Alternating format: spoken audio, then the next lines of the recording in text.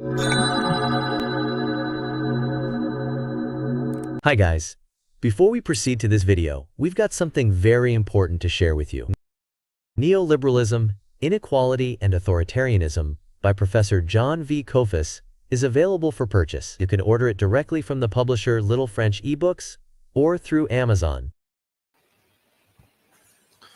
From 2005, when Jeffrey Epstein was first charged with essentially sex with a minor in the state of Florida, until today, February 2026, there have been thousands of articles and books written on the so-called Epstein case from different angles, many of them by the victims of this individual. The Epstein case can be viewed from a wide variety of angles. It can be viewed as a sensational story about the rich and famous and their secret hideaways and sex crimes. However, it can also be viewed, and it will be viewed for a very long time, for decades to come, considering that less than half of, according to published articles in the US media, less than half of the documents related to the Epstein story have been made public, and there are millions more to be made public. So in the future, there will be many fields of study that will look at the Epstein case, beginning, of course, with law schools. This case will be discussed in law schools above all. It is a legal case. However, beyond law school, it will be discussed in courses, college courses in psychology, in women's studies, in political science. It will be studied in criminal justice courses. It will be studied in history, sociology. So it is indeed a story that covers, I forgot to mention, very important, business and finance. It is a story that will be covered in a wide field of studies, and rightly so, because it is not, contrary to the way the mainstream media presents it, it is not just about the island and where Epstein and his partner Maxwell were hosts to sex parties with underage girls, which in fact, sex with underage girls constitutes statutory rape, a crime. Nor is it about sex trafficking. This is, by the way, nor is it about the individual and his partner, namely Jeff Epstein and Ghislaine Maxwell. The story of Epstein is really about an institutional problem, and it is a manifestation of the decline of not just moral standards in the Western world, but rather the institutional decline of the West, with the United States at its core. And it is also interesting that from 2005, when Epstein was first charged in the state of Florida, until today, until February 2026, when hearings have been held in the U.S. House of Representatives Committee, Judiciary Committee, where we have seen, the world has seen, a huge reluctance on the part of the Department of Justice to disclose to the public what actually happened, and indeed a cover-up. And so this is a case of many dimensions, and all of this is complex, and it will be studied as I said, it will be studied for many decades to come. Today, I want to touch upon just a few items to put this into perspective, because it does remind me, in a sense, of a motion picture, in a small sense, made by the great director Stanley Kubrick in 1999. It was released. It was called Eyes Wide Shut. And the one theme in that motion picture, which was a velvety picture in comparison with the horrors of the realities that took place in that island that Epstein was hosting various parties for the oligarchy, for the elites. The Eyes Wide Shut theme, one theme, was the commodification of everything. Everything is commodified in the neoliberal economy, including human beings. And so commodifying everything under this political economy, which consolidated during the 1980s. Coincidentally, that is when Jeffrey Epstein made his way into the world of finance after he was dismissed as a teacher, reportedly, according to press reports, because he tried to have a relationship with his own students who were underage. That's when that story begins. And it was not until 2005, despite stories that he had a ring of sex trafficking with minors, especially, it's not until 2005 that there were charges brought. And even then, because of the vast influence and the links to people in power in the political domain, from the local level, state level, to Washington, D.C., not even then was there a serious effort made to bring this individual and his co-conspirators to justice. It is not the case that the FBI did not have a file on him. The fact is, the FBI has enormous records on him, massive files on the Epstein case, knew exactly what was going on. Of course, the FBI answers to the Department of Justice. It is interesting that the case, the Epstein case, was buried for a very long time. And to this day, and I repeat, because this is very important, because it is a matter of justice, the government in the United States, but other governments in the West as well, have not revealed everything about this case in order to bring justice into light and to vindicate the victims of this individual and the clique of what I call a Caligula culture. Caligula was a Roman emperor in the first century AD, from 37 AD to 41, when he was assassinated. Caligula was a manifestation of a declining, a decadent patrician class. And he was also a populist. He was well known for his violence, his extremism, his debauchery, basically an individual who represented the worst of the patrician class. The Caligula culture has made it into the late 20th, early 21st century in the Western world, especially, and with the United States at its core, in part because the United States and the West are in fact in economic decline in comparison with China and East Asia in general. South Asia, if you include India into this. This is not an issue of the Caligula culture in terms of a moral decline. This is not just, well, there is a moral decline. And there have been articles, by the way, on this issue. It's just a moral decline.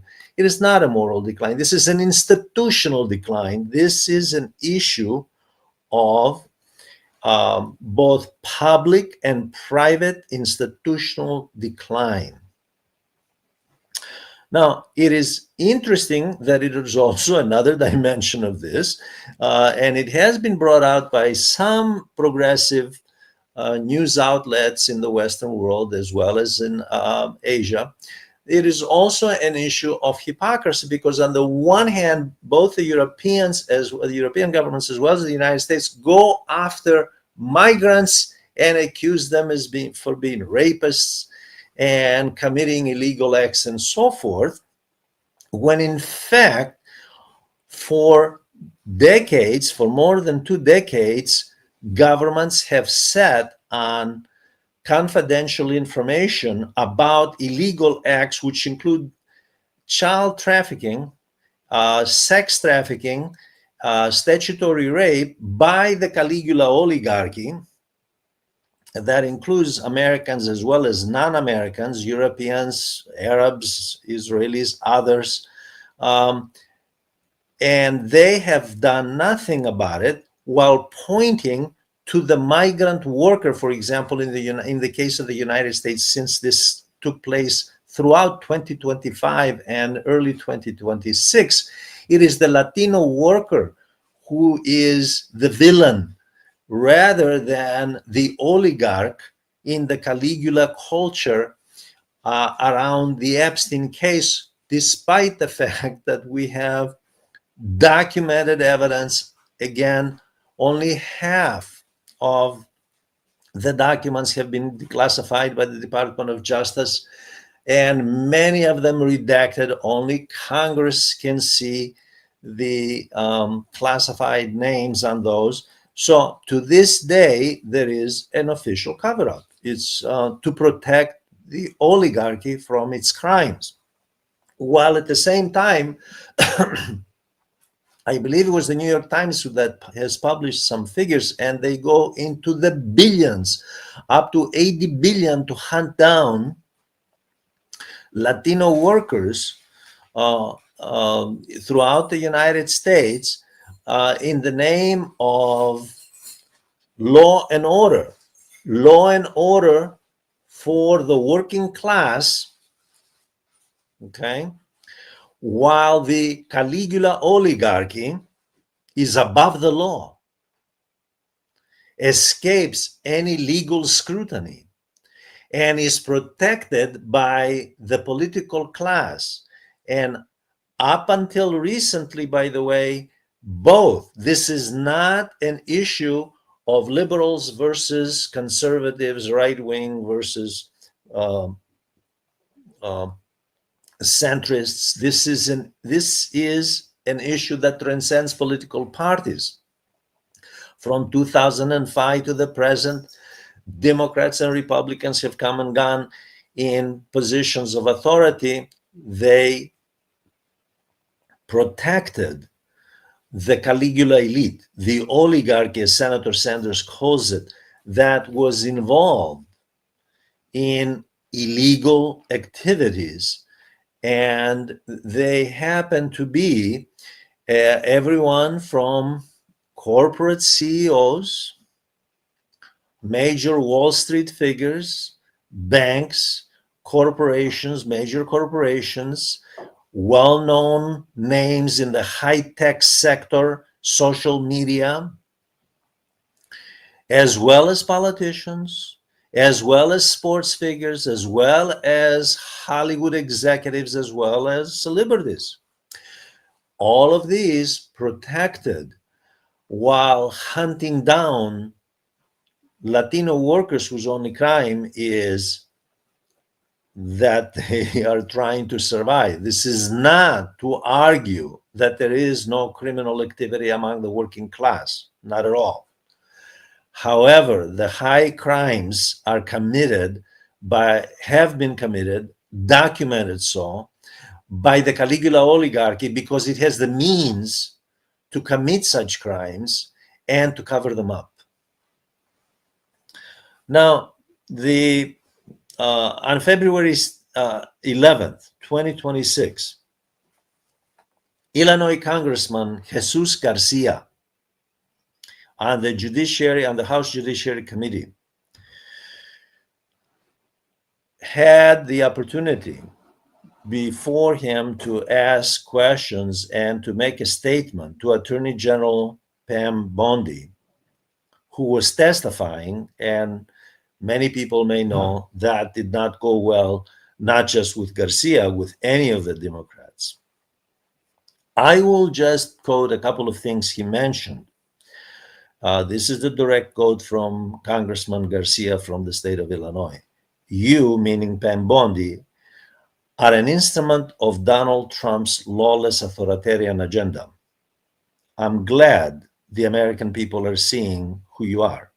You weaponize the Department of Justice and target immigrants, working families, and anyone that Trump deems enemy of the state, all to protect real powerful criminals, including criminals in your administration. What Garcia referred to here was the persistence of the administration not to release these files. The estimate is that there are 5 to 6 million, about roughly 3 million of the documents have been released. It is now many of them, just because they've been released doesn't mean the public has seen all the redactions. Only Congress people, only elected officials in Congress have seen those. So there are still 50%, between 40 and 50% to be declassified, or at least to the Congress, at least so that Congress can see what is going on. Now, the issue here is one of accountability. It is interesting that some Europeans involved in high positions in the private and public sectors have, in fact, stepped down from the positions. We don't see this sort of thing in the United States, because at the very top of the government, from the president to cabinet secretaries, there are individuals whose name repeatedly makes its way into the Epstein files. It is documented that they were part of that Epstein circle. Again, the Epstein circle was not limited to sex with minors, to human trafficking. It was not limited to that. It was also about blackmail. It was also, there are reports that it was also about sadistic acts of torture against women. It was also about money laundering. It was also about price fixing, insider trading. It was about criminal activity in the financial world. However, it was also about espionage, with Israel at the core, because Jeffrey Epstein had in his heart the best interests, according to reports, of the state of Israel. He wanted to further, as do many who are interested in furthering the interests of the state of Israel. So there was that angle as well.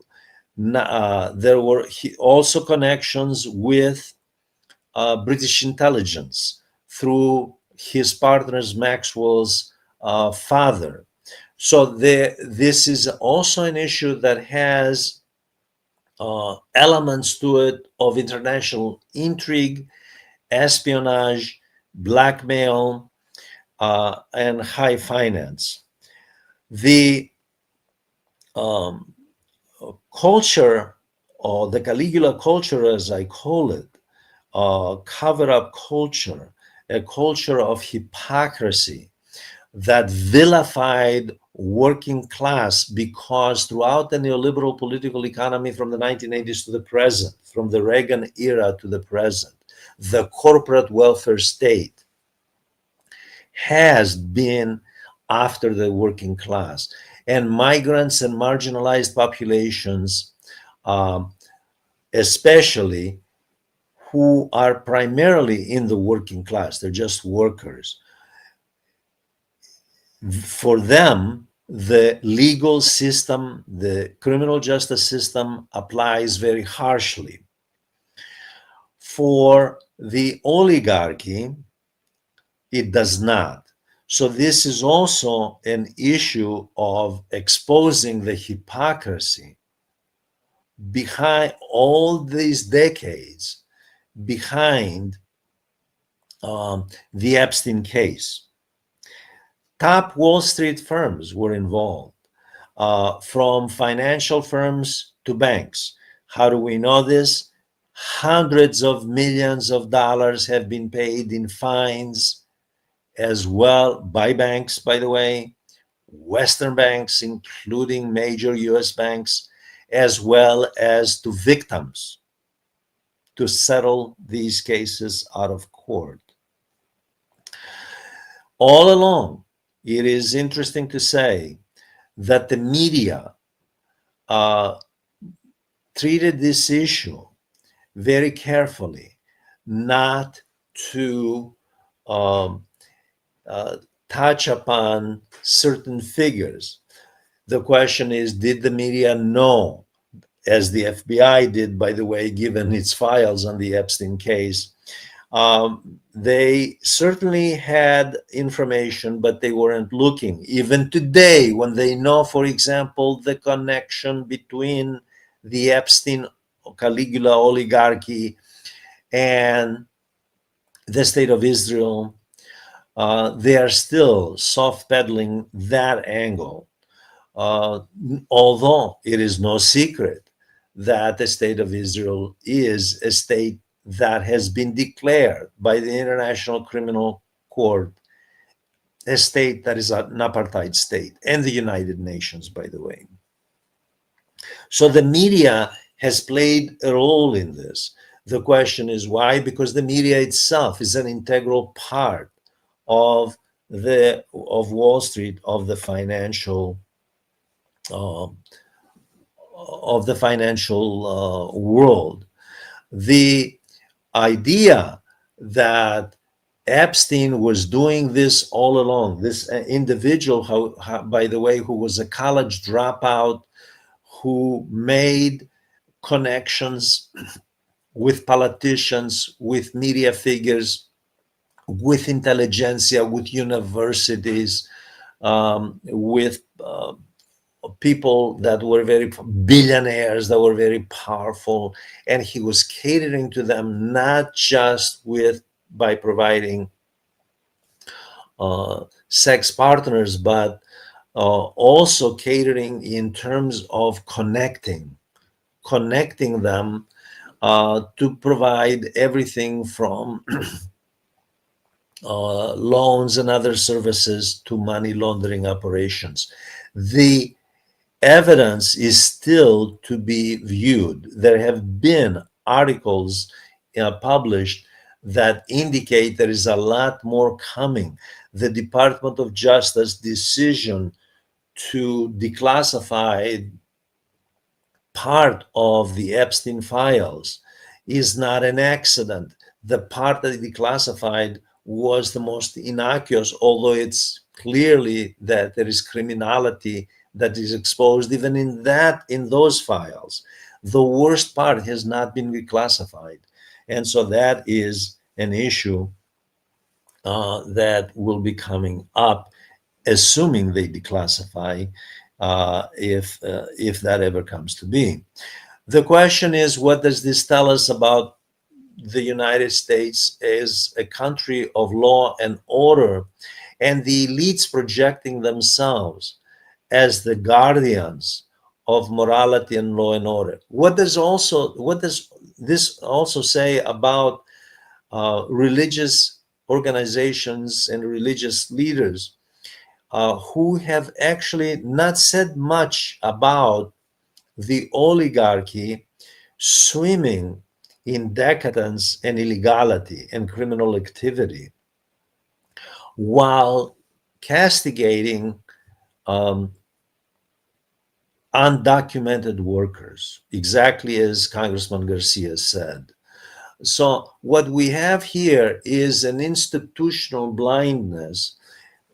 And to some degree, by the way, even the masses, even working class people and middle class people, are not interested, although public opinion polls indicate that the majority, between 50 and 60% of the American people, by the way, about 50, between, again, 50 and 60%, do agree that there should be full disclosure. There is still a substantial percentage of the American people, according to public opinion polls, that have what I call that are under the spell of populism in the United States. It's interesting that the Emperor Caligula was also able to have that appeal with the masses, pretending to be against the patrician Senate class, attacking the Senate in order to appease the masses, although he was an integral part of the Senate and he served the interests of the patrician class, the oligarchy at the time,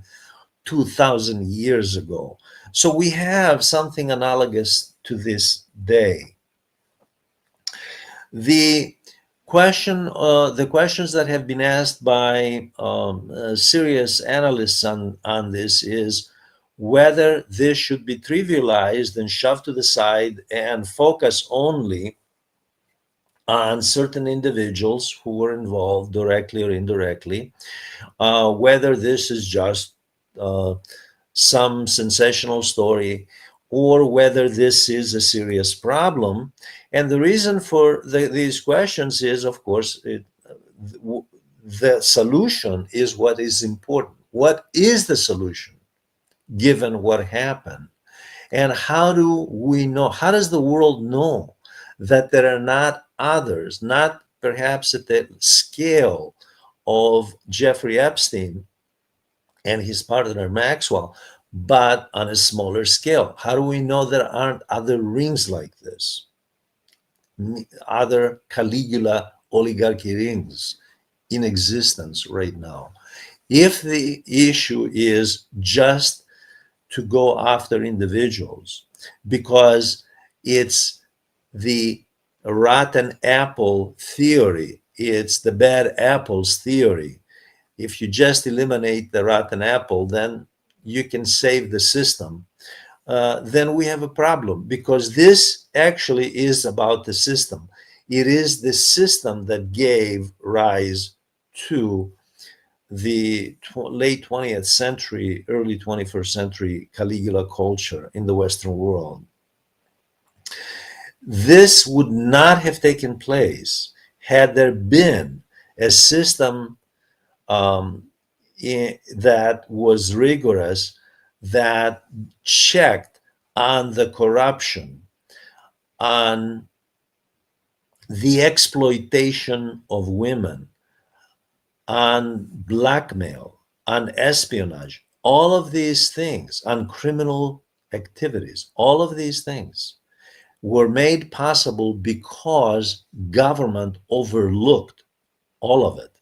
And it overlooked all of it because the oligarchy in charge and a segment of the oligarchy that was inside the Epstein circle is the same oligarchy that is behind the state, behind government, making policy. So the government would not dare investigate the oligarchy, which is above the law.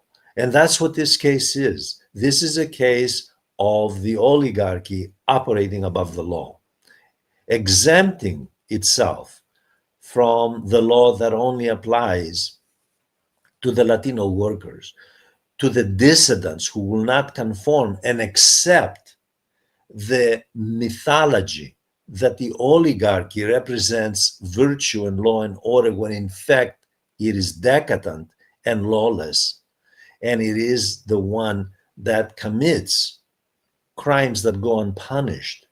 Again, if we look at the Department of Justice fines that have been paid by major institutions, this is an institutional crisis in America and in the Western world.